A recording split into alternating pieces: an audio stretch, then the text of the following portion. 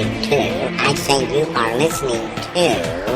You are absolutely listening to the George Espinlove Show, coming to you live from the Funny Farm. Now, with no further ado, here comes Georgie!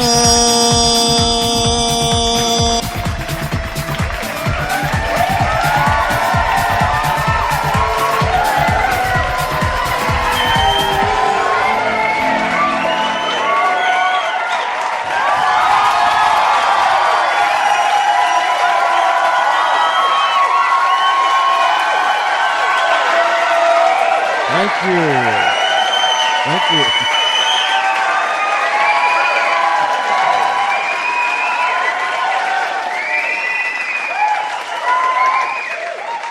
My goodness, Aunt Sally. It does get loud around here, and you can always tell when it's Friday night. And this is Friday night at the Funny Farm. We're going to get serious here in a little while. We're waiting for our guests to call in from London, England. But until then, I want you to sit back, relax, get something to drink, and listen to this show tonight. Hopefully, Dr. Stephen Weiss will call in, from London. It's 11:30 p.m. in London right now. And he has a story to tell. He's a veteran of the Second World War. He fought with Texas Infantry. He fought with the OSS. And he fought with the French resistance during the liberation of France. And that's not all. There's another side to that story that he's going to be discussing with us that I think you'll find quite intriguing. So hopefully Dr. Weiss will be calling in here in just a moment or two. But until then, we want you to email us, George CE, that's George CE at Comcast.net. That's George CE at Comcast.net. Let us know where you're from. Let us know your feelings, and we will reply to you, as we say each and every night. George CE at Comcast.net. I hope that you had a very good Friday, and possibly wherever you're at, it could already be early Saturday morning tomorrow. I mean, it's today for you. No, it's tomorrow. No. Let me say this again. Okay. It's tomorrow for you, but yet it's today. It's it's this evening for us, but it's already today for you, which is tomorrow to us. I hope you're getting all that. And besides, this is the Funny Farm. Don't forget, this is the Funny Farm. And so, we want you to become a full-fledged loon. You don't have to buy anything. You don't have to sign anything. Just by you tuning in to the George Espinlove Show qualifies you to become a full-fledged loon. So welcome to the family. We appreciate you tuning in. While we're waiting for Dr. Weiss to call, email a friend, call a friend, shout out across the porch, do whatever you have to do to connect to somebody, but tell them Dr. Stephen Weiss will be on live from London. I'm keeping my fingers crossed that nothing has happened. I talked to him last night before we went on the air. In fact, I was talking to John Hartman, who was our guest last night, when Dr. Weiss called me, and we confirmed that tonight was the night and the time to call in and the number and so on and so forth. And so I'm quite surprised that he didn't call us yet. But we'll hang in there, and we'll take his call as soon as he connects with us.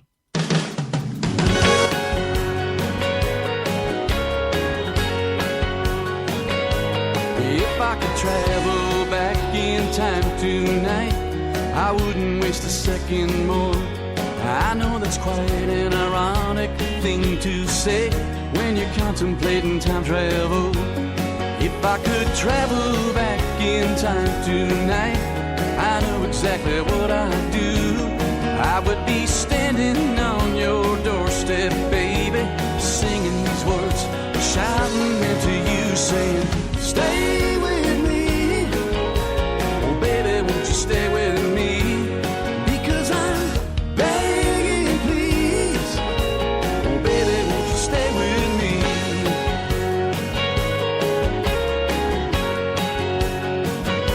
Now, if I could make a list and check it twice and just forget the Santa Claus, I would be flying back across the years and standing at your door because I'm moving a little faster than the speed of light. As Albert raises one eyebrow, I would be knocking on your door again, baby, singing these words, shouting them out, saying, stay with me. Oh, baby, won't you stay with me? Because I'm begging, please. Oh, baby, won't you stay with me? Every once in a while, your heart gets wondering how your life might have been if you'd have made a left instead of taking that right. Well, go ahead and wander. It ain't no sin now. Stay with me.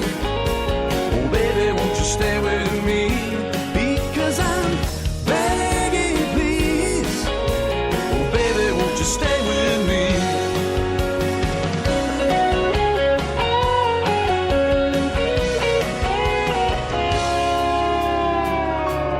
If I could travel back in time tonight, I know exactly where I'd go.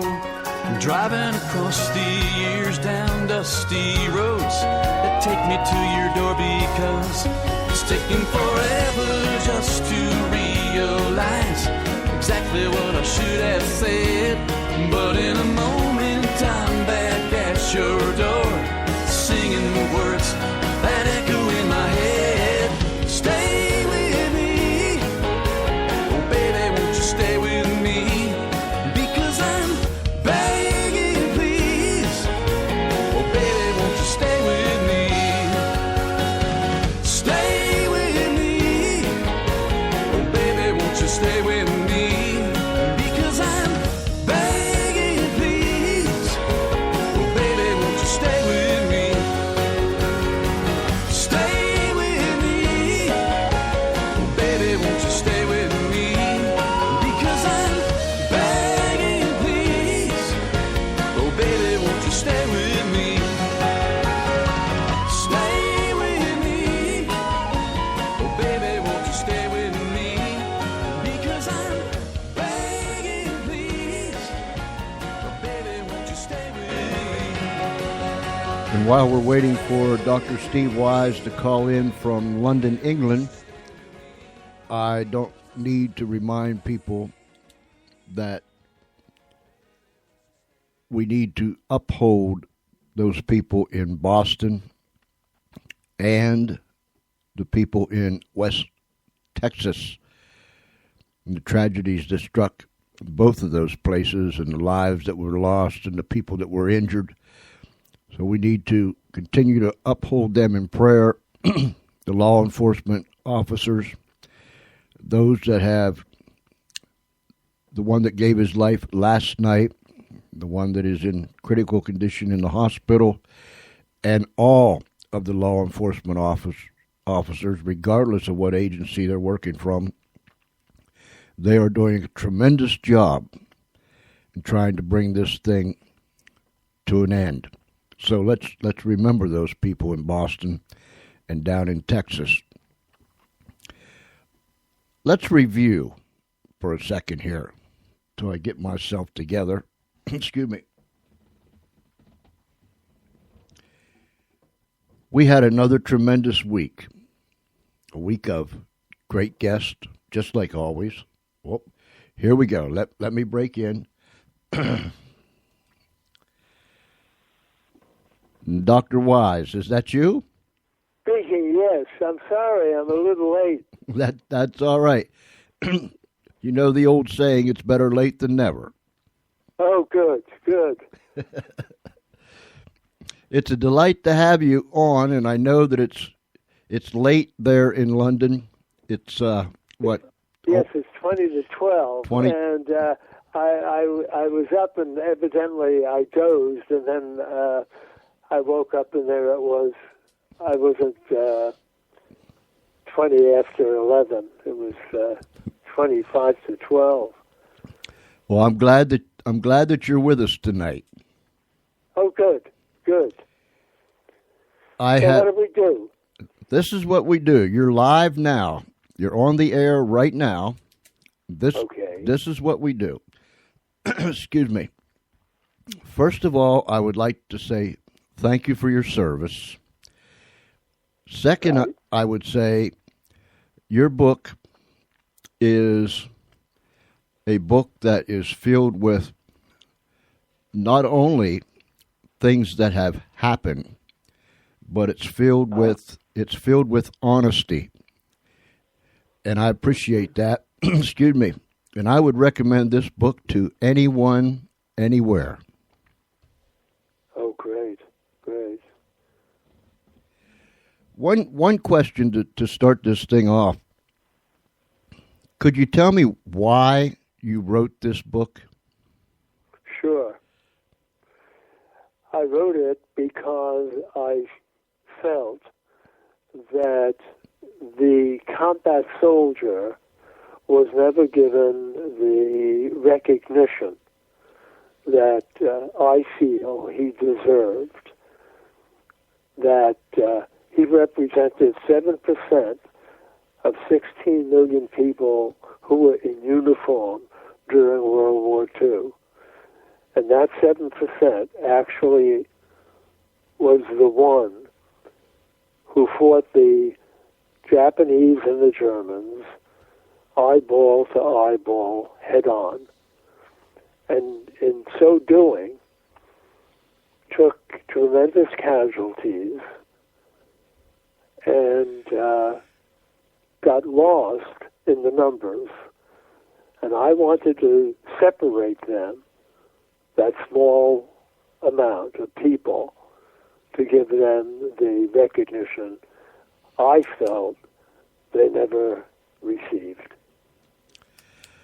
You know, Dr. Weiss, I've read quite a few books about the Second World War, and most of the books that I have read, not all of them, but many of them, I'll say many of the books that I've read, almost, and perhaps that wasn't the idea of the authors, but a lot of times war was glamorized. Yes. Instead of being ugly and terrifying and all the other things that war involves. Your book didn't glamatize anything like that. I didn't want to do anything but put it before the American public as I experienced and that I thought after so many years demanded that kind of honesty, that kind of approach, because it's such a serious business. It is so different an occupation that nothing in civilian life has any resemblance to that kind of experience. And yet, I wrote it not as a story of battles. I wrote it to let the people know what it was like for a boy, and we were all boys, 18, 19 years old, who were placed in an insane situation with no experience, no rehearsals, no proper training to get through this kind of an experience. It was impossible. I'm afraid, excuse me, and I've had several guests that has been on lately that has written about history and some veterans of the Second World War and so on and so forth. And I have said, and we have discussed the fact that in our culture here in the States, we have absolutely no idea of what the Second World War was all about, what it involved, much less knowing anything about its history. Do you agree with that? I agree with that, yes. I do think it is typified by a book written by Tom Brokaw of NBC News called The Greatest Generation. And I had met him, and I didn't get an opportunity to talk to him about what I felt was only one portion of the history of World War II, that there was another side to this. I'm not in the position of celebrity the way he is, but I knew that the other side of the history was what I wrote about and what he didn't write about. It's good that people, excuse me, it's good that people sees both sides of the story. I agree. And let me say this, or let me ask you this before we go any further. Where can people get your book, Second Chance? It can be purchased through Amazon, and Amazon has it available. It comes in hard or soft cover. I recommend the hardcover because there's more information on the jacket, but the text is the same. Mm-hmm. There's no loss of text between the two. Amazon.com, ladies and gentlemen, excuse me, and we are all familiar with Amazon.com, so you can go there. Yes. Second Chance. Yes. By Stephen J. Weiss, Weiss. That's Second Chance. In combat with the US Texas Infantry, the OSS, and the French resistance during the liberation of France, 1943 through 1946. You started your book by going back to the beginning. And one thing that really stuck in my mind was when you went and you sit down and you talked with your father and told him that you wanted to enlist in the service. Yes. And I was very, what's the word? I was almost spellbound to the fact that I could close my eyes and I could see you and your father having that conversation, and I could hear his words. They were almost words of urgency. Could you tell us about that? I wanted to enlist. I was full-blooded an American fellow who was in high school, graduated early, believed in teamwork, played lots of sports, seeking excitement, wanting to be a member of a group. My country was at war, and I wanted to serve. I wanted to experience what it was like being a soldier in my generation. My father had been a soldier in his generation, had served overseas in France, was gassed and wounded on the Western Front, suffered the experience of war, and had the experience of war. And I needed his signature to proceed in becoming a member of the U.S. Army. And he was reluctant. He wanted me to think a little bit about this, reflect about this. And he talked in a limited way of his own experiences as an infantry soldier. And he said, the Army will find you when it needs you, so let's not rush this. And I said, Dad, you had your experience. I want my experience. Your generation had this opportunity. I want to be part of the generation, the new one, the one that followed yours, so I could have that as a life experience. And he pleaded. He said, look, all the opportunities that I could have had, I didn't take because I was too afraid. The war had taken something out of me. And he said, it could happen to you too. He said, and I said, Dad, if you don't sign, I will forge your name and run away. And I must say, George, it was one of the biggest errors that I ever made in my life. I really, in looking back as a grown person, now old, had been married, have children, have 8 grandchildren. I could have been killed a number of times. I really put him between a rock and a hard place, and he did sign.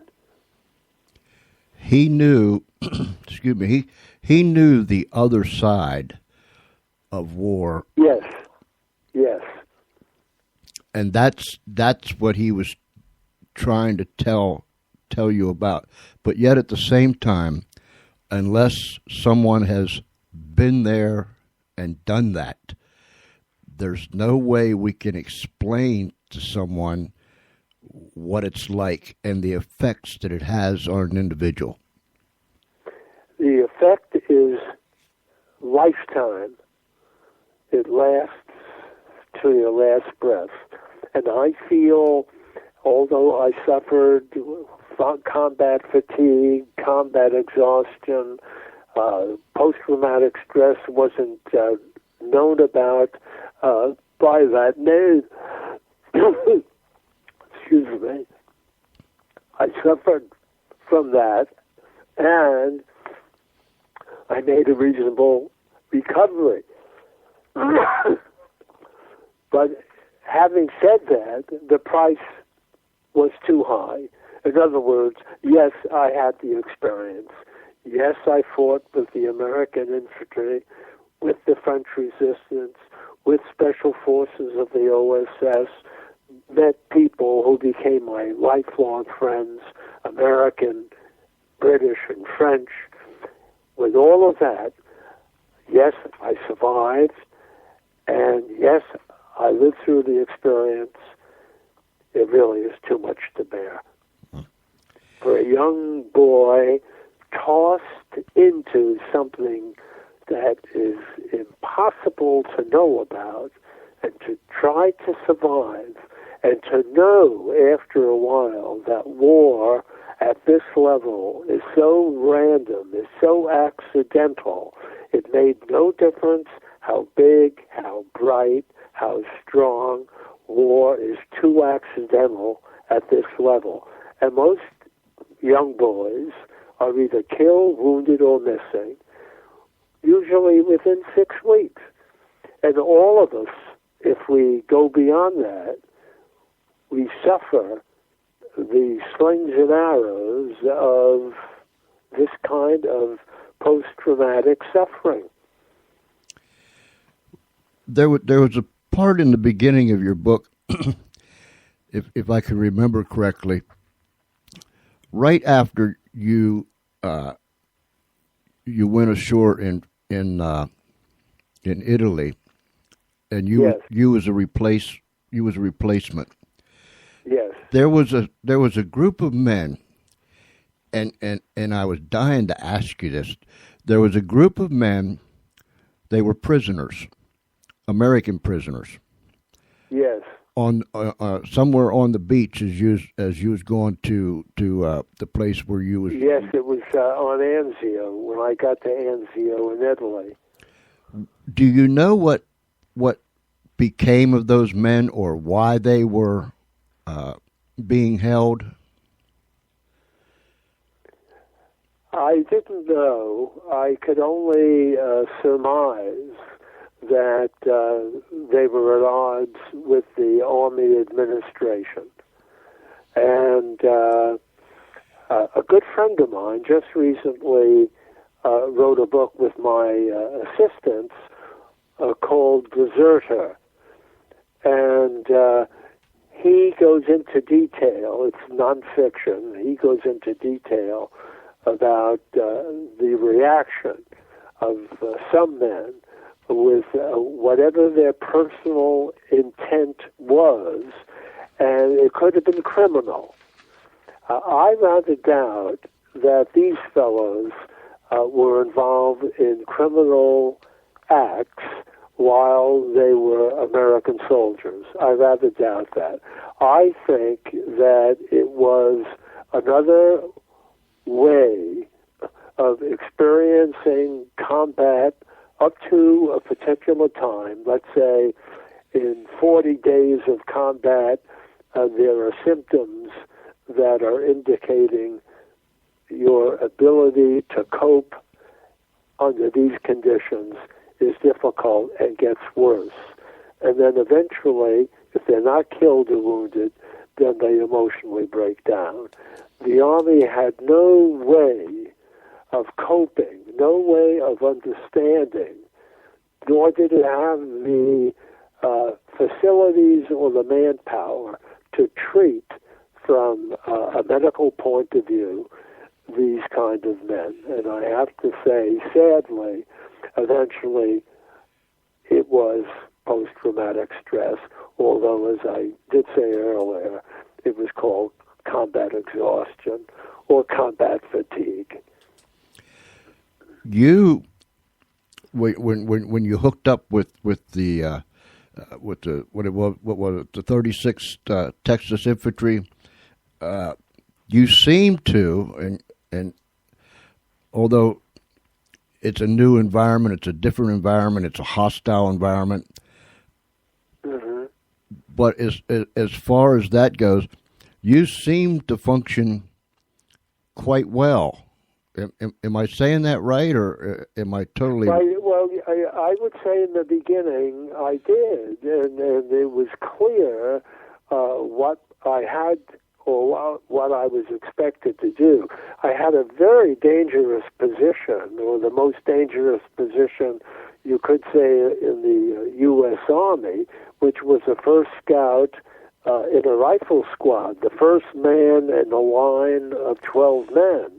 I do remember, not melodramatically, but to make a point, that if I were killed by a mine explosion, my next foot was going from occupied enemy territory to liberated territory as I proceeded before I hit enemy resistance.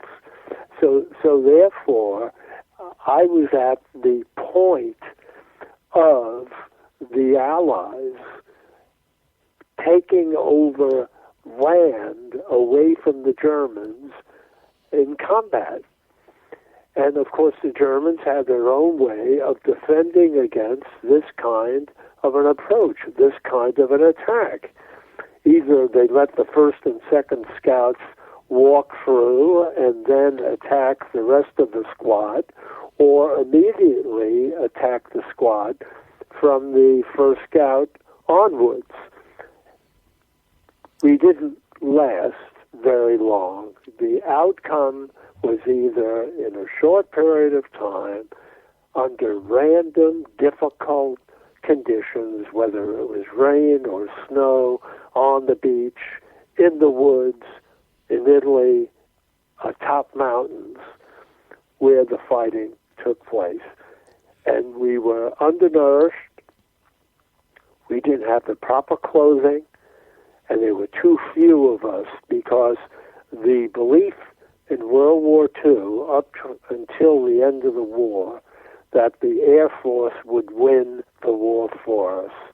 And we learned early on, the best and the brightest being in the technical arms, the infantry got was left over and bore the brunt of battle and actually contributed in a major way. Just look at the statistics of losses.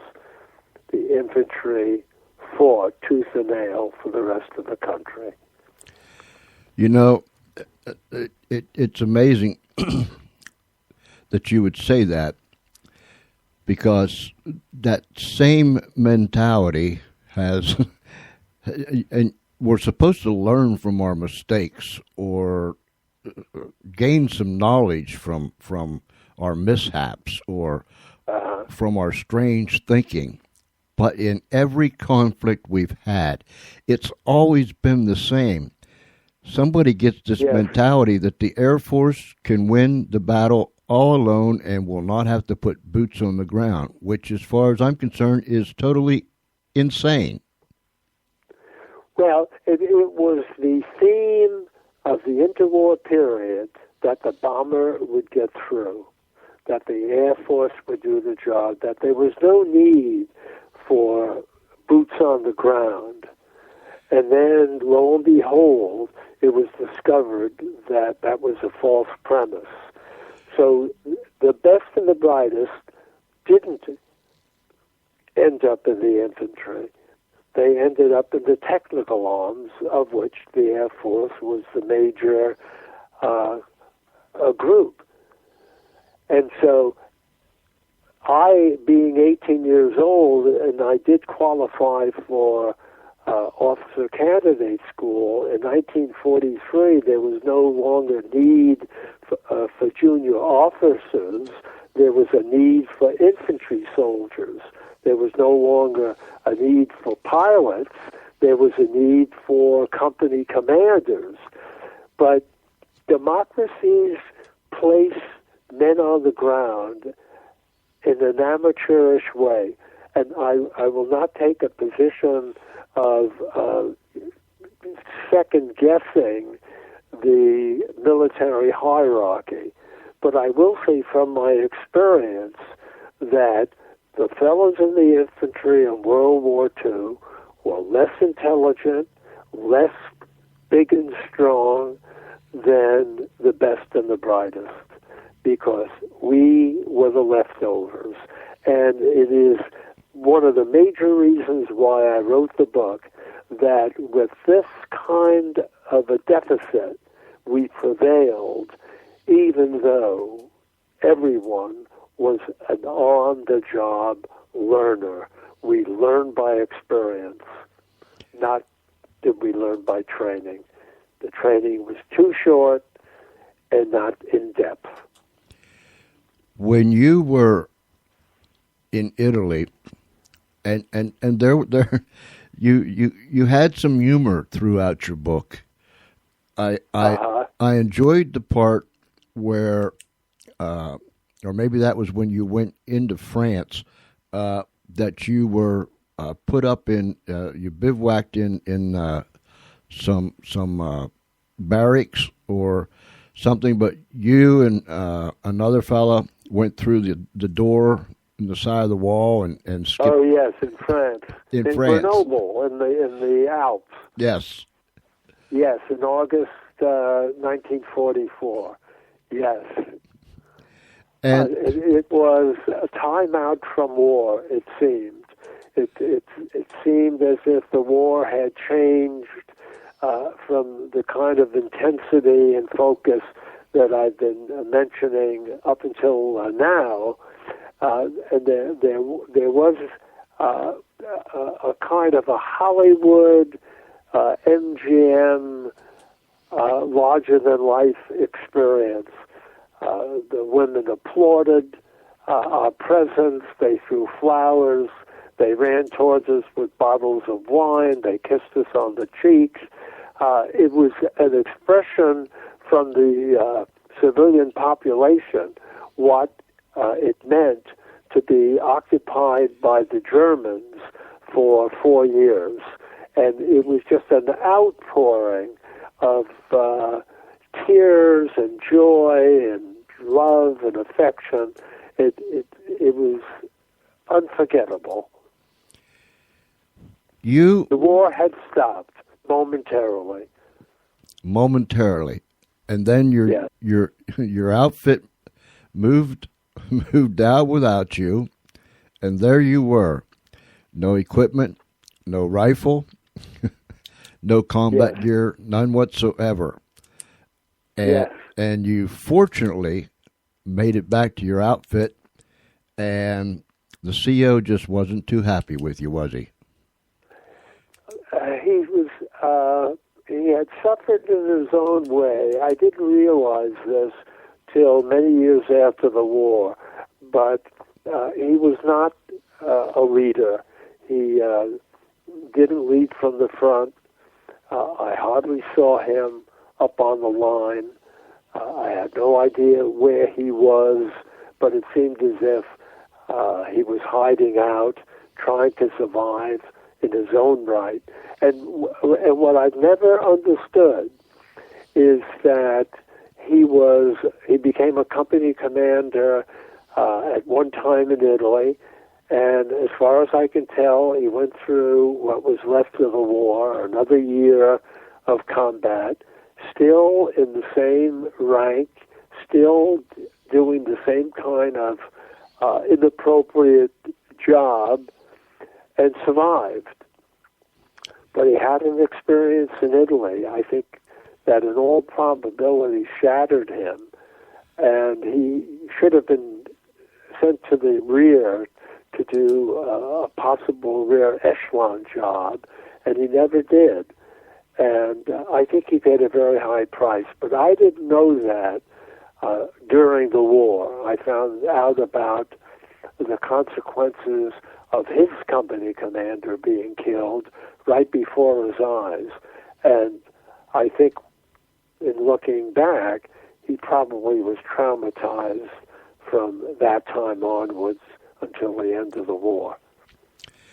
Let me ask you, excuse me, let me ask you, when an individual such as the CO, when he has, he's trying to survive, he's not leading up front, he's trying to skate around this, and like you said, just trying to survive. Yes. After the battles are over, the war is ended, and that individual comes back into society.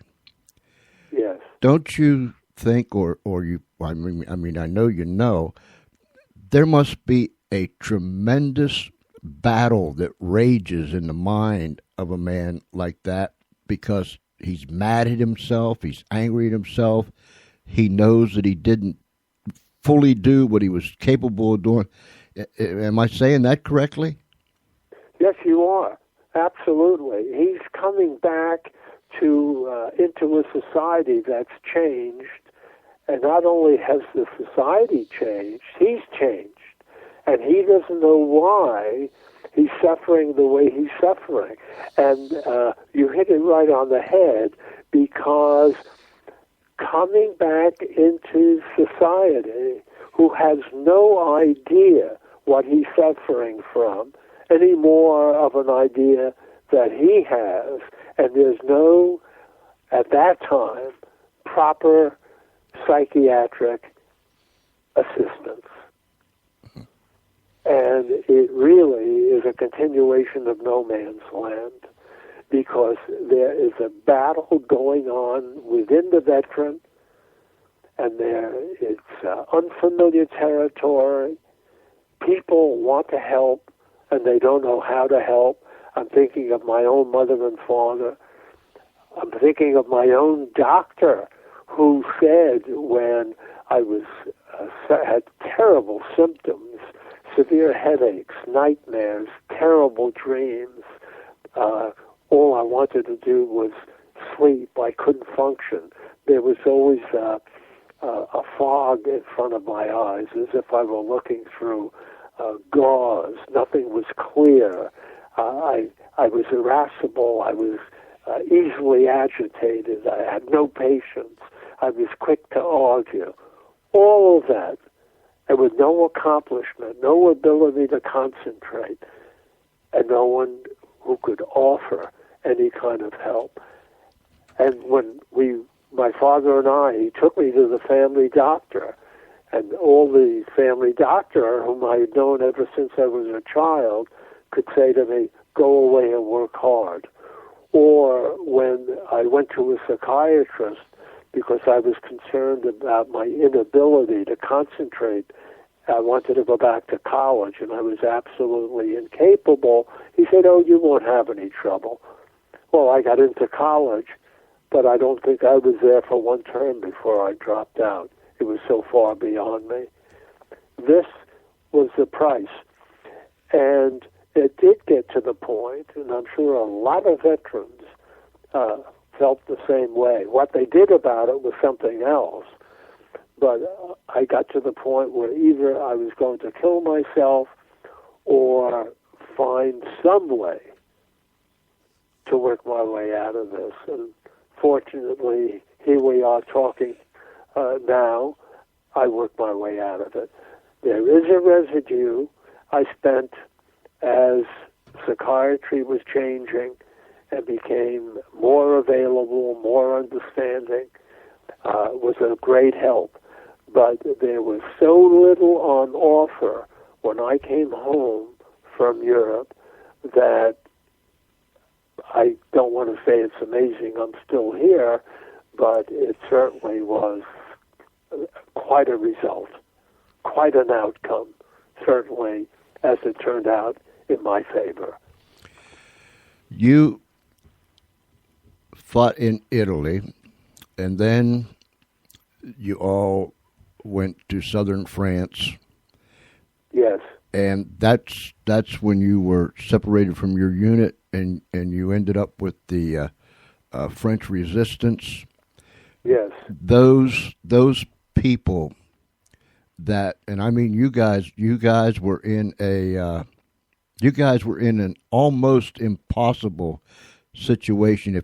If you wouldn't have got out of that ditch and made it to that farmhouse, yes, you wouldn't be here telling me the story tonight, and you would have never written the book and done the things that you have done.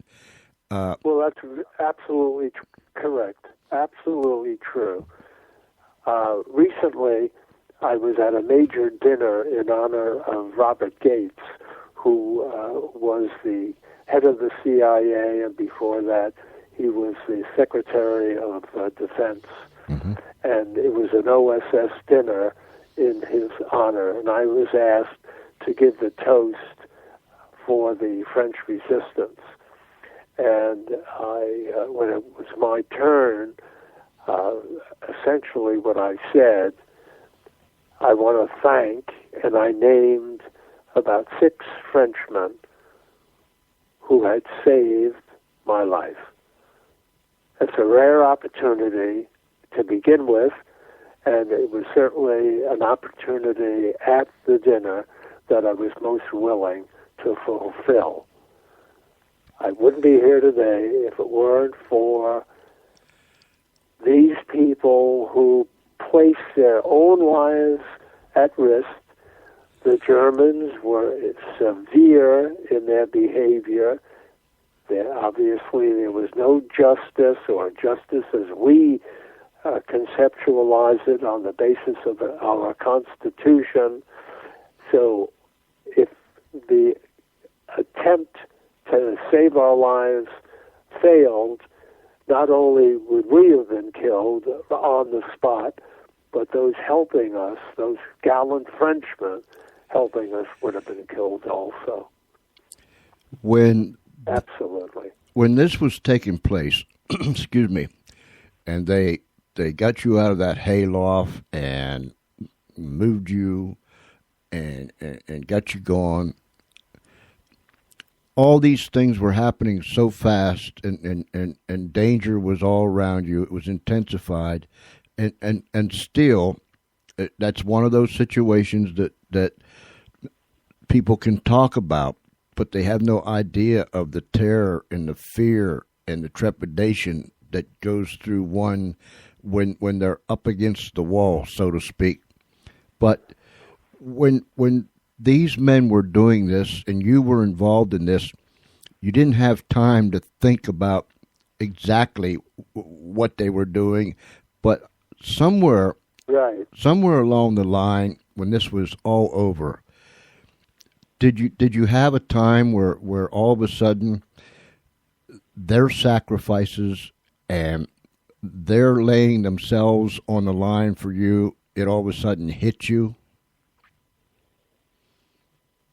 Well, what I realized, what I certainly mentioned in the book, because it was, I didn't realize it at the time, but it was a life-changing experience.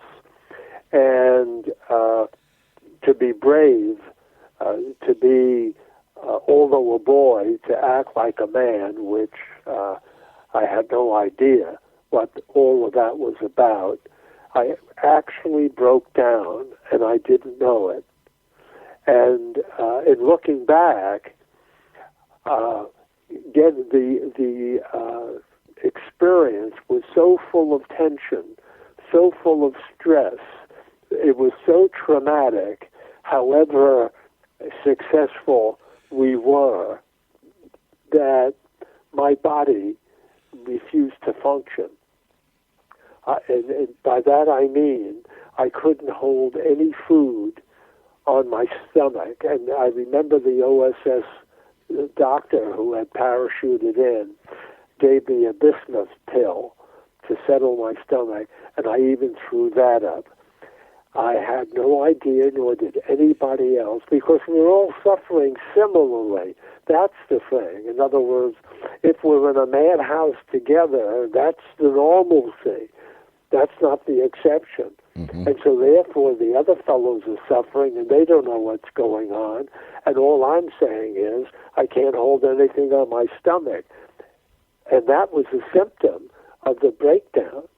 And that was an outcome of the stress that I had been experienced priorly. I mean, just the idea of making an amphibious landing, not knowing how severely that beach is going to be defended. When you think of Omaha, for example, where the first 10 waves were almost wiped out, that kind of possibility as the ramp goes down and you run off the landing craft, you don't even know how badly the beach is mined or the defenses are, how intense they are. So all of that increases the stress level. And then coupled with that, 10 days later, I'm involved in a night attack and I end up being surrounded, and then feel as if the company is not there to help us because for whatever reason, they're no longer, 170 men are no longer there on our behalf, and we're just 8 men all by ourselves, not knowing what the next step is going to be, although the Germans are killing the wounded and setting fire to the farmhouses in the locality.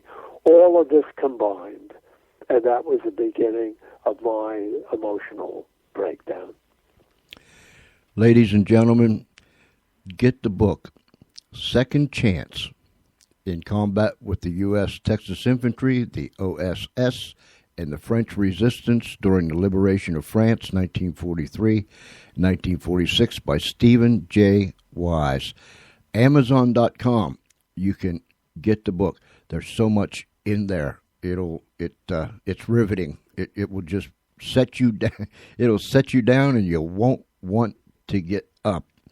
When you finally got back to your unit after these episodes, one day it just happened. I mean, you just you just up and walked away.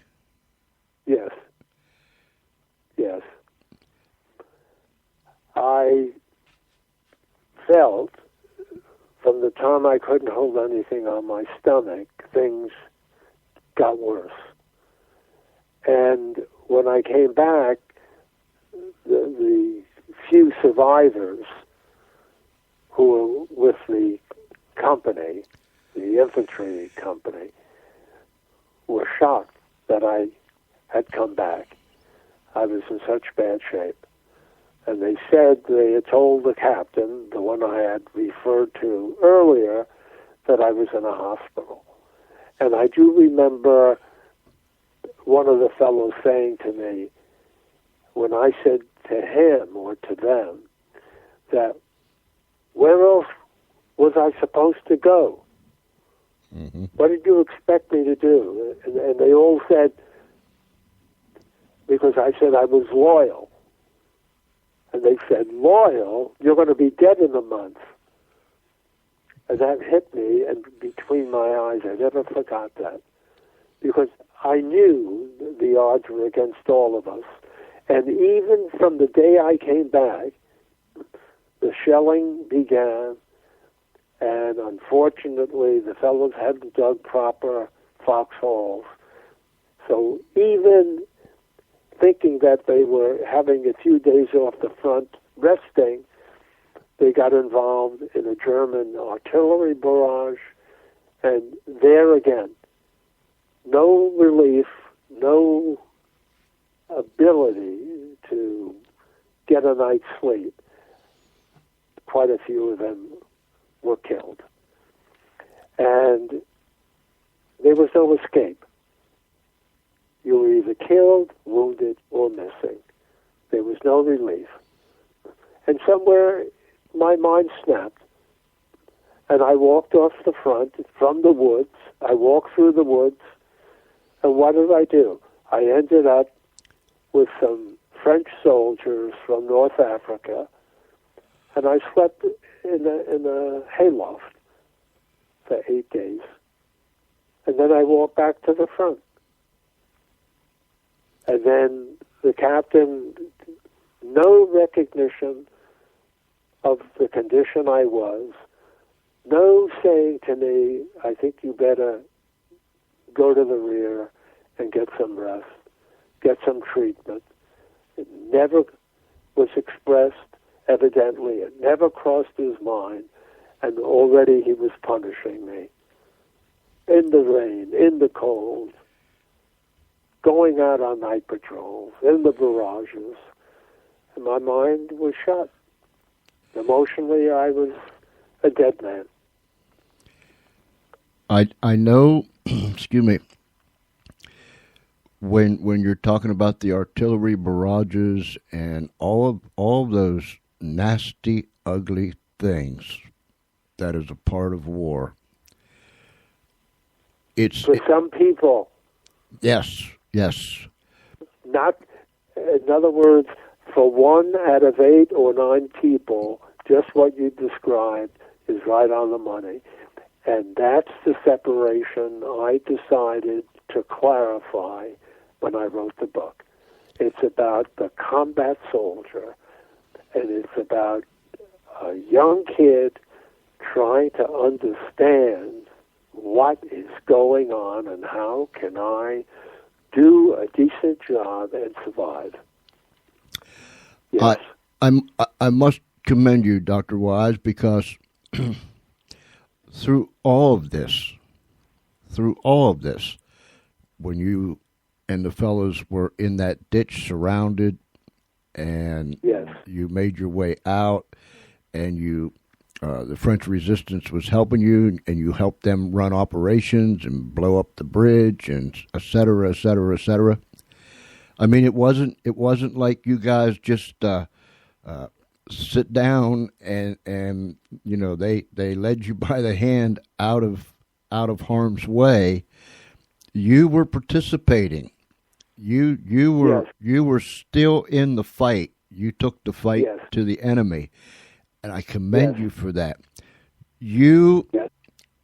when this breakdown finally thundered down on you, where I can relate. I had a very good friend in Vietnam that during the Tet Offensive, I had him on a listening post, and it was a dark.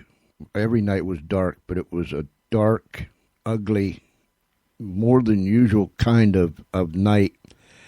And he was out on a listening post with another fellow. And I will never forget it if I live to be 150. The man that was in the hole with him in the listening post come crawling back and told me that this man, he mentioned him by name, said he's cracking up. And I could hear him. He was quite a distance away, but I could hear him. And he was calling for his mother. That's all he was doing, was just calling for his mother and crying. Yes. I went out Yes. and brought him back, and we medevaced him out. And I've never seen that kid again. And I often wonder whatever happened to him. But that was the effects of the ugly, terrible things of war. Yes. Yes. Time and time again.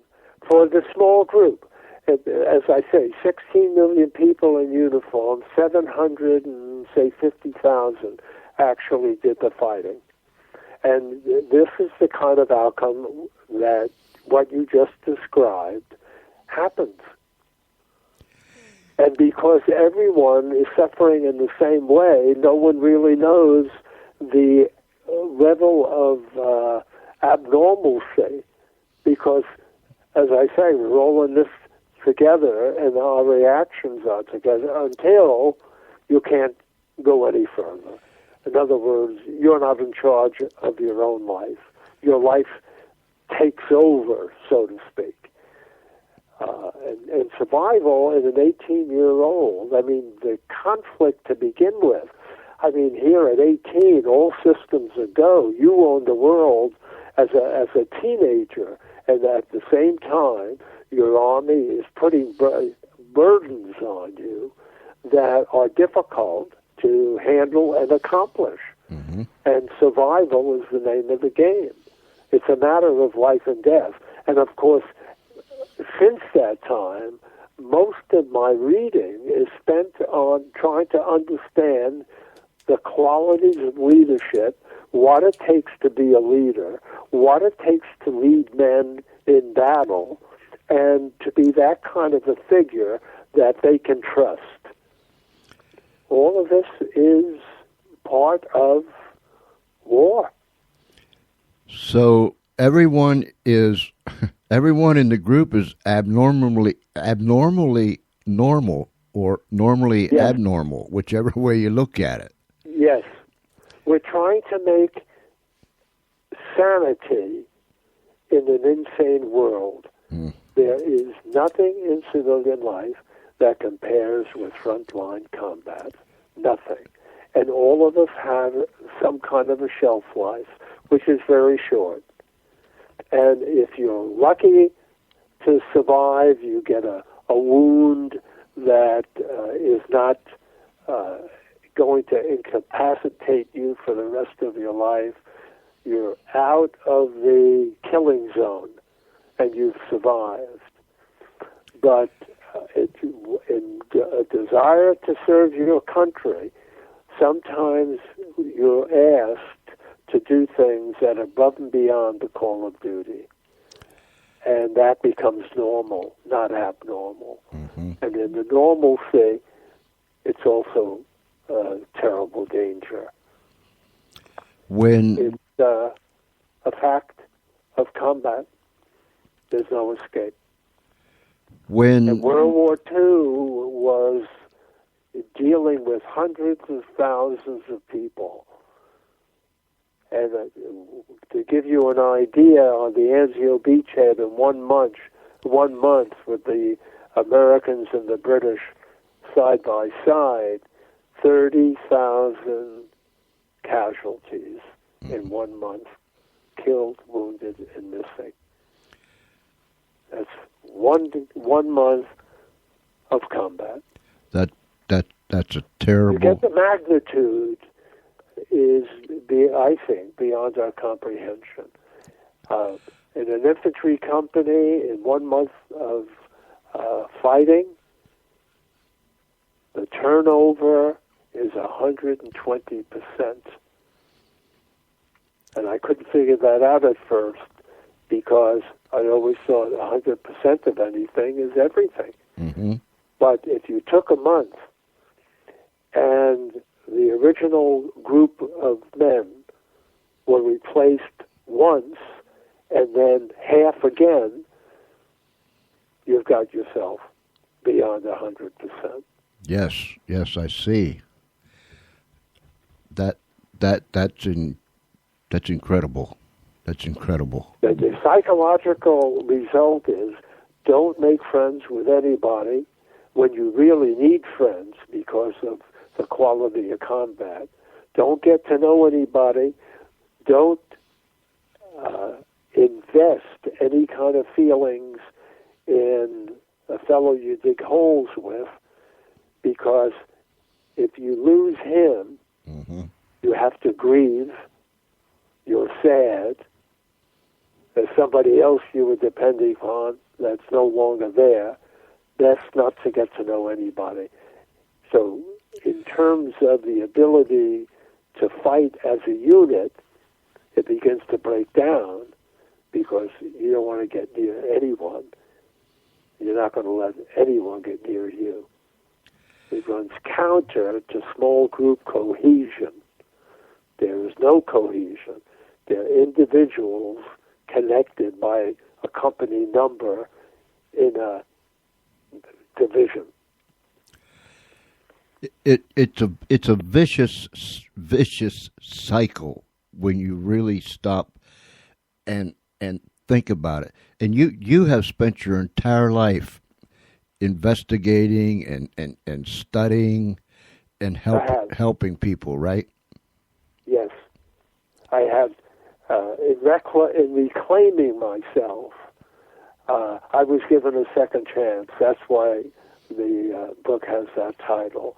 And it's almost as if my friends who have been buried in American military cemeteries in Italy and France, as a Greek chorus, are saying to me, okay, Weiss, you've been given a second chance as a representative of us. What have you done with that time? We've been dead since 1944, and you've been given this opportunity. What have you done with it? Well, I feel that my effort has been reasonable and that I have represented them. I was able to work through the pain of all of this, psychological pain. I went back to university. I got 2 master's degrees. I got a doctorate in war studies. I married, had 3 grown children. I have 8 grandchildren. I lecture at King's College London. I've taken people on battlefield tours in Italy, from Normandy to Berchtesgaden, from Normandy to the Rhine. I've written 2 books, the first one based on my doctoral thesis. I lecture to younger people. I'm a person who's a mentor for a large holding company at the senior staff level. I'm available to the younger generation. That's what I've done with my second chance. Ladies and gentlemen, we have with us Dr. Stephen Weiss from London, England, who wrote the book Second Chance. It is a tremendous book. Second Chance, in combat with the US Texas Infantry, the OSS, and the French resistance during the liberation of France, 1943 to 1946, by Stephen J. Weiss. You can get it at Amazon.com. Go check it out, you'll be doing yourself a great big favor. You received some medals from France. Could you tell us what they were? Oh, sure. I was decorated by a French army officer with whom I served in central France behind the German lines. And for that, I was given the Croix de Guerre with 2 citations. Croix de Guerre is the French War Cross. Then I was the only American, as it turned out, to receive the Resistance Medal, the French Resistance Medal. According to the association's records, I'm the only American who was ever given that medal. And then I received 2 citations from the French. The first was Chevalier of the French Legion of Honor, and then I was promoted 5 years later to become an officer, an officier of the French Legion of Honor. I received the American Bronze Star, 3 campaign stars, an Indian arrowhead for an assault landing, a combat infantry badge, and then from a number of French villages, I was made a citizen of honor. That's my contribution to the war effort. And I've never accepted a medal without mentioning the American soldiers close to me with whom I served, 3 or 4 of them, and then the French resistance people who saved my life and with whom I served. War at this level, the combat level, is impossible to survive by yourself. You need all the help you can get. Mm-hmm. And so therefore, yes, I'm the recipient of the medal, but I'm not alone in the acceptance. It would be ludicrous for me to think of anything else. Dr. Weiss, I appreciate your humility, your honesty, and I thank you very, very much for writing such a fine, fine book. I believe it'll be a tremendous help to everyone, but I believe it'll be a tremendous help to us veterans that have been there and done that. I thank you for your wisdom. I thank you for your grit and your drive to study this thing, to investigate it, to get out of it, and to help others do the same. When we came back from Vietnam, we came back as individuals. Mm-hmm. And when we came back, we didn't talk about anything, much like the veterans in the Second World War. We were kind of moody, stayed to ourselves, and we couldn't figure out, as you said, there's something wrong, but I don't know what this animal was called. Mm-hmm. And we were angry and agitated and all those things. And it took years and years and years and years before I finally understood what this post-traumatic stress disorder is. Mm-hmm. That didn't excuse my actions back then. Uh-huh. I have mellowed out over the years. Many of us self-medicated with drugs and alcohol. We didn't fit. Right. We didn't fit, just as fellows that come back from Korea in the Second World War. We just didn't seem to fit in anywhere. But well, I think you had a tougher time, frankly, because of what you said. You came home as into the system of serving individually was a flawed system, and it was not a popular war. I don't like to use this expression, but World War II was a good war. Vietnam was not a good war. And I think that was a burden placed on you with a public that was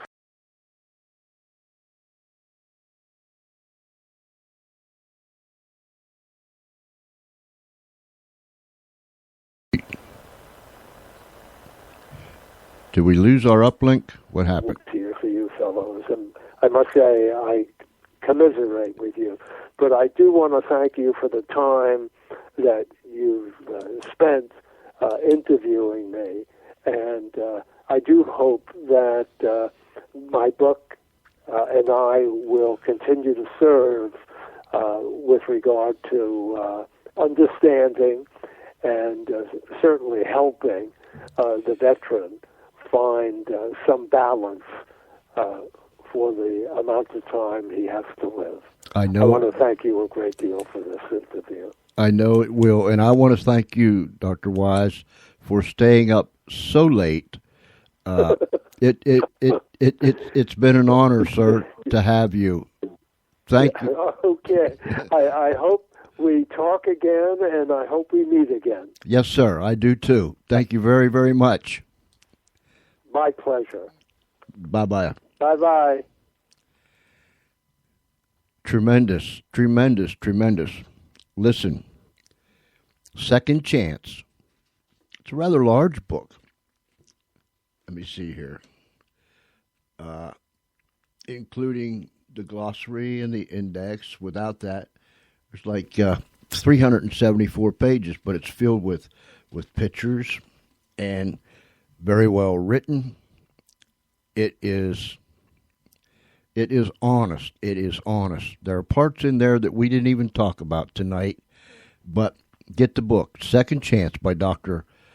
Steve Weiss, Weiss, who is in London, England. 87 years of age, a veteran of the Second World War, and one of the only Americans to win such high honors amongst the French. So we thank him. And go to Amazon.com, Second Chance, Dr. Stephen Weiss, Weiss. And I will be back in, I don't know, a few minutes.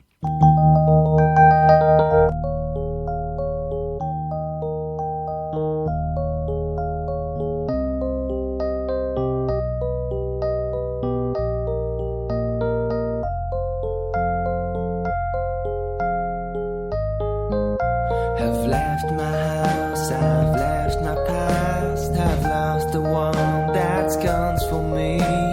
Now it's time for me to reveal what I can't say, and it's not that sad, not that sad. Now listen, forget about that. Look forward, never look backwards. I see flowers, I see colors. There are cowboys playing with love. This place full of joy. Under the big blue sky, under the big blue sky. Big blue sky, under the big blue sky. The big blue sky, under the big blue sky. The big blue sky, under the big blue sky. The big blue sky.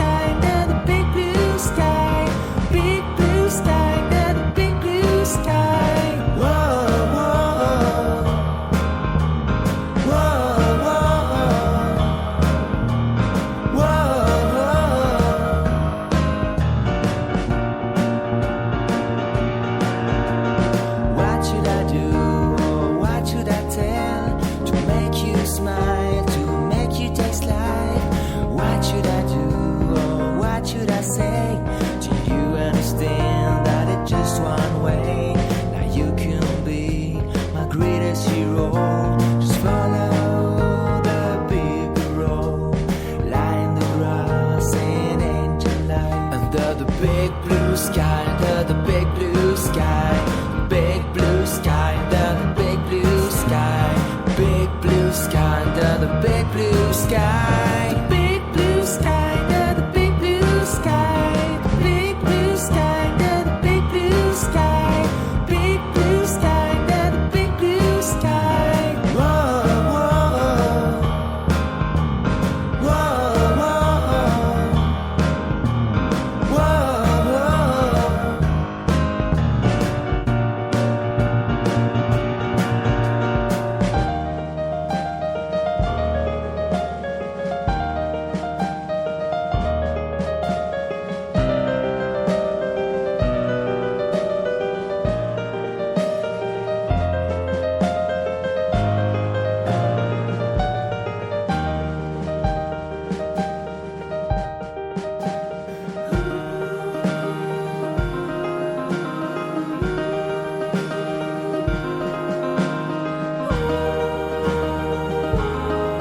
Under the big blue sky, under the big blue sky. The big blue sky, under the big blue sky. The big blue sky, under the big blue sky. The big blue sky, under the big blue sky. The big blue sky, under the big blue sky. Big blue sky, under the big blue sky. Whoa,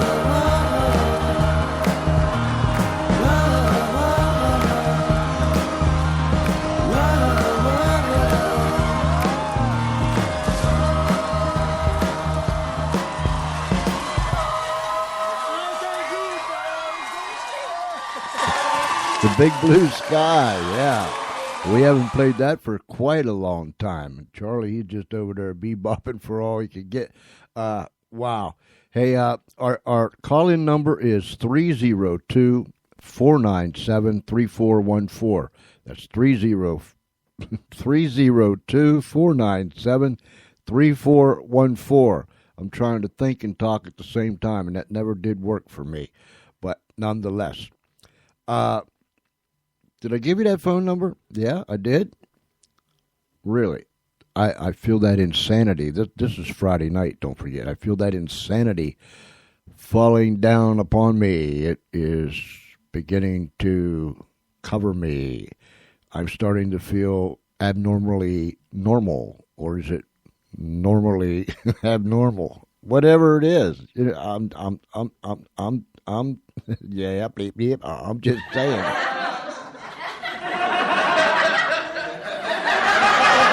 All right, hold it, man. Hold it. All right. Before we go any further, tomorrow night, we will bring you an exciting episode of Unshackled, produced by Pacific Garden Mission out of Chicago, Illinois. It is a real, true life story of a real person who finds themselves in some very difficult situations. But when they come out on the other side, they are unshackled. So you don't want to miss it tomorrow night. We normally run it at 6:30 p.m. Saturday evening Eastern Time, but stay tuned on Facebook and on our show page, etc., etc., etc. We'll probably be running it a little earlier tomorrow night because my mom is taking me out tomorrow night, so we're probably going to run it a little earlier. So stay tuned. We're not quite sure of the time, but it will be earlier. So just check out Facebook. We'll post it on Facebook. We'll paste it on our show page. We'll pass it along the way. We'll tweet it. We'll stumble over it.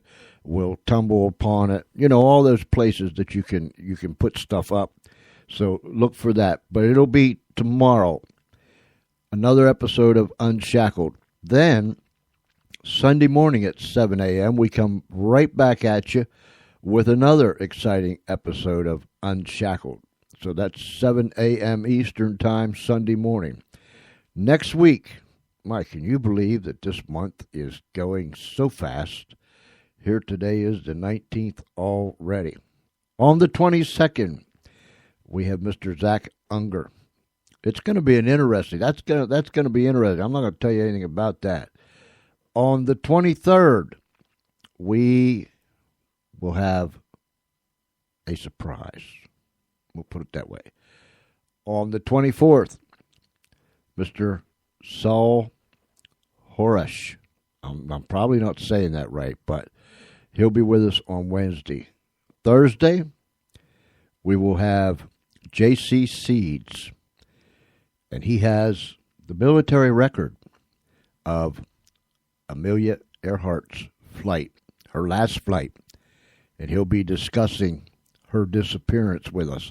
That is intriguing, ladies and gentlemen, and if you don't know who Amelia Earhart was, Google her.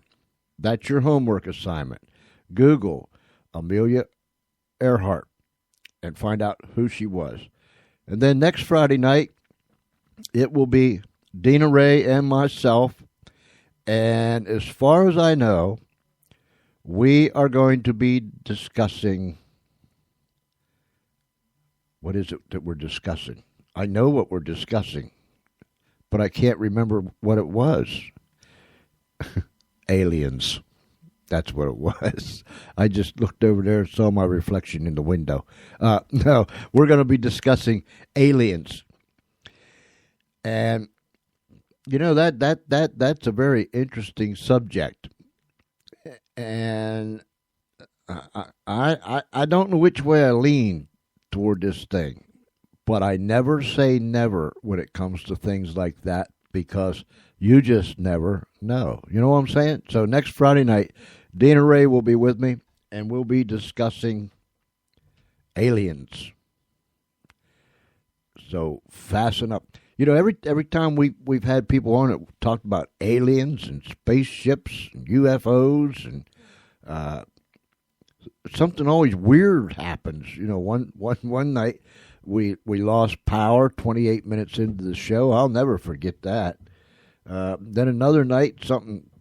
There were about 2 or 3 different times in a row there that gadgets and gadgets just wouldn't work right, and I think it was all because we stirred up the aliens, and they ran their UFOs into transformers around here, and we just had a time with some electrical things in this area, and I think it was all because of the alien. I'm not going to say it real loud because I don't want them to get bent out of shape, you know what I'm saying, and put one on us already.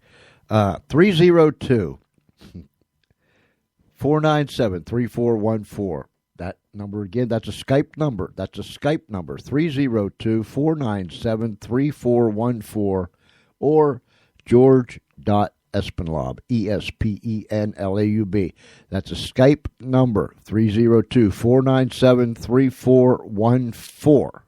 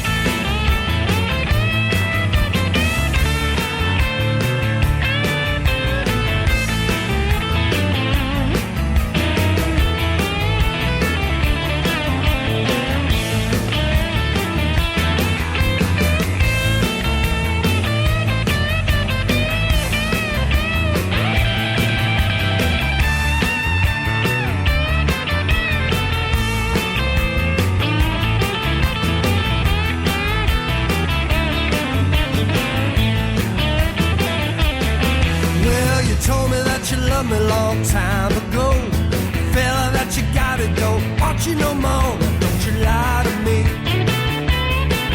Don't you lie to me.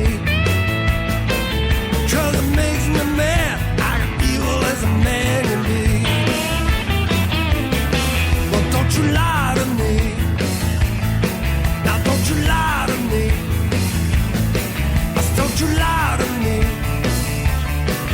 Don't you lie to me. 'Cause it makes me mad. I got evil as a man in me. Y'all get yourself out there. Shake it.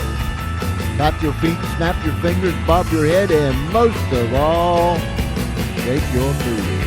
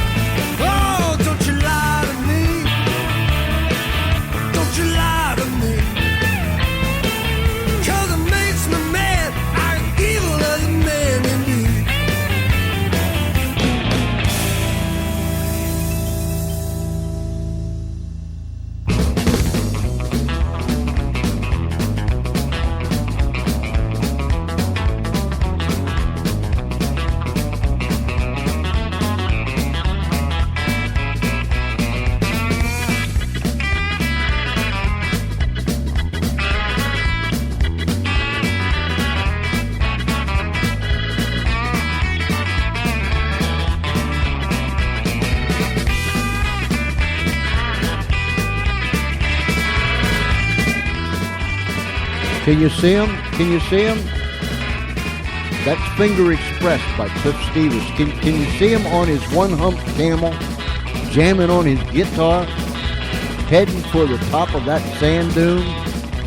And when he gets to the top, old Humpy, he pulls back on the reins, and Humpy raises up, and Cliff leans back and says, "Hi-ho, Humpty!"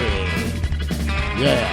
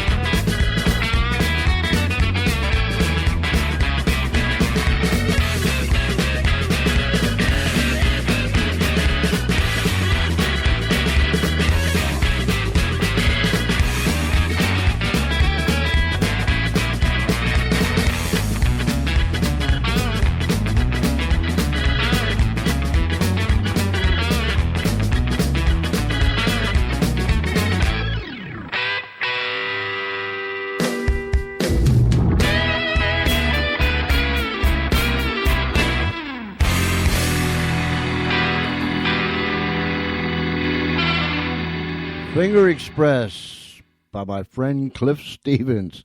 Listen, picture this. Can you see it? Close your eyes if you have to. Cliff on top of a one-hump camel. One hump, not two. With his guitar. And he begins the jam by playing Fingers Express.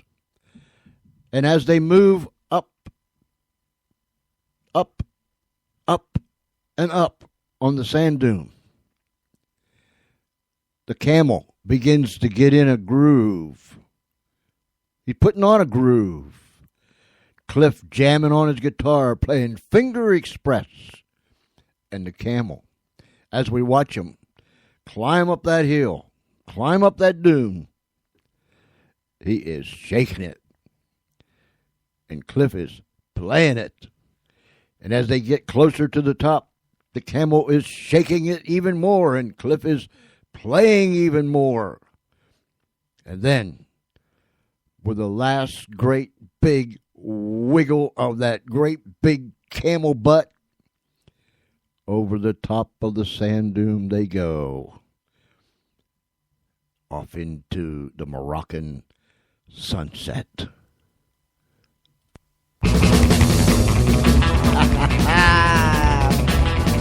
Oh, go ahead. Do it again.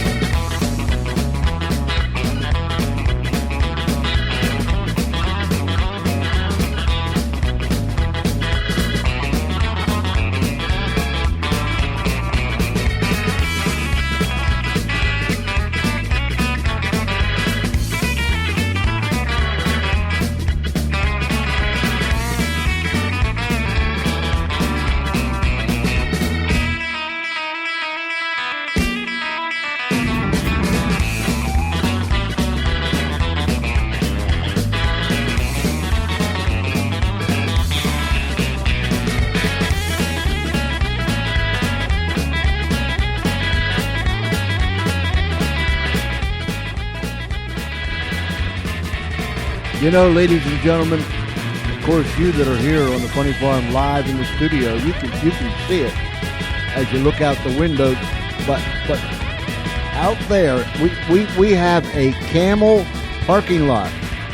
It's specifically for the camels. People come here from all over in all kind of vehicles and animals. We have two humpers and we have one hump camels. And we have a specific parking lot for them. You should see them out there because, you know, we have speakers and monitors outside so everybody can jig and jam around. You know what I'm saying? You should see the camels out there getting it. I mean, they are loving it. They are loving it. You go, Cliff.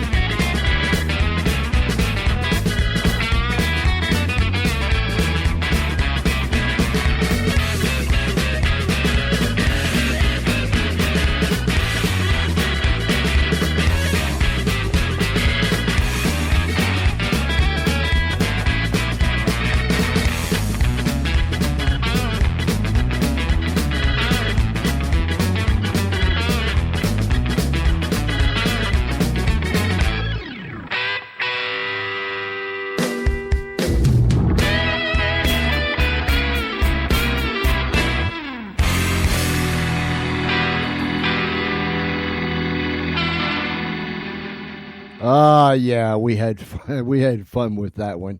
Hey, Cliff, if you're listening to me or you're going to listen to this later, give me a holler. Will you do that? Either I deep, that's all, folks. Anyhow, either by the way of Skype or Facebook or telephone or carrier pigeons. They don't work no more. They put them out. They put them out. I don't know where they put them out at, but they put them out anyhow. So give me a call, Cliff. I'd like to talk to you about a couple things anyhow. Oh my, oh my, oh my.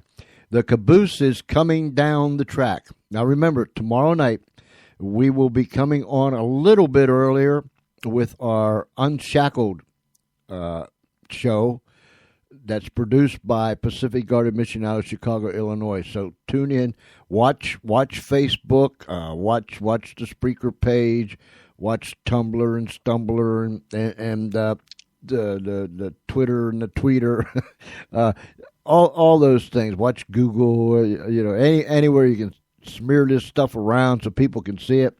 Watch it, and we'll put the time up there. Because my mom said she's gonna take me out tomorrow night. What do you think about that, huh? I'm telling you, when my mom takes me out, I mean, whew, she just does it up right. And I mean, we haven't been out for a long time, so we're going to go out and we're going to, we're going out and cut it up. Going out and cut it up tomorrow night and show them how to do it out there on that floor. You know what I'm saying? I'm just saying, you know what I mean? Anyhow. All right, ladies and gentlemen. Hey, listen, thanks for tuning in tonight. And especially, thank you, Dr. Weiss, who is with us live from London, England. This modern technology blows me away. But nonetheless, he was with us live from London, England. His book, Second Chance. Get it? Go to Amazon.com and check it out. Read a little bit of it. Come on, Espinlob, straighten up. Second Chance, Dr. Stephen Weiss, Weiss, Amazon.com, and you will enjoy what you read, and you'll want more once you start reading it. It is a tremendous book. It will set you down, and you won't want to get up. We're glad that you tuned in tonight. We really are. Because without you, there'd be no need to be here. But because of our audience, because people listen to us all around the globe, you just make us want to do better and better and more and more. I do want to say this. Tomorrow is Liza May Swampbush's birthday. The last I heard from Liza May Swampbush was she was in that town in the real world. I can't even say what it was, but she was waiting for Mr. Bryan to bring the bus to bring her back here to the border between the real world and our world. And then we were going to have the marching band and the drum corps meter, along with several people from the Funny Farm. She was talking about her hot air balloon, which amounted to a little bucket that she would step in with these funny balloons hooked to it with her torch. That's what she called a hot air balloon. Well, Mr. Bryan arrived upon the scene in that town that she had told us about. I can't pronounce it. But there was no Liza May Swampbush. And he looked around, and there was no hot air balloon either. Well, that's been a week or so. And she's never arrived. And we never got a phone call. And we don't know where she is. So if you see her out there in the real world, would you tell her to call in? Please tell her to call in. Tomorrow is Liza May Swampbush's birthday. And we want to have a nice party for her here on the Funny Farm. But we can't because she is missing. I mean, she's like disappeared. And nobody has seen hide nor hair of her. So if you see her, tell her to call in. She knows the number, 302-497-3414. We sure would like to hear from her because everybody, including Mr. Brian, he's still out there running around that great big bus looking for her. He wants to bring her to the border, and then we bring her across into our world. It's a whole lot safer here than it is in your world. Trust me. All right, ladies and gentlemen, I've lip dripped long enough. It's time to get out of here. There's a whole lot of love coming to you from the Funny Farm, wherever you're at. If it's nighttime, you have a very good night. If it's already tomorrow, go for it. Have a happy day. Regardless of where you are and what it is, till tomorrow night, we'll let you know what time when we air Unshackled, produced by Pacific Garden Mission out of Chicago, Illinois. Until then, this is George Espinlove saying stay safe, be kind one to another, and don't take no wooden nickels. Good night, everybody.